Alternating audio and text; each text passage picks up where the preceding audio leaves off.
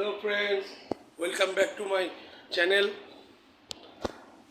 এখন আমি ঘরে আছি। চলো আজকে সকালের সঙ্গে সঙ্গে ভিডিওটা আজকে শুরু করা যাক নতুন একটা ব্লকে। চলো এখন ছাদের দিকে যাওয়া যাক। চলে এসেছি, দেখো ছাদে আজকে কি কড়া রোদ্দুর উঠেছে আর তার সঙ্গে সুন্দর একটা হাওয়া দিচ্ছে। এই দেখো তোমরা,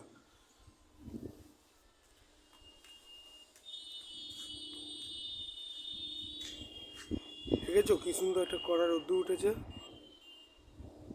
তার সঙ্গে একটা ফাইন হাওয়া দিচ্ছে।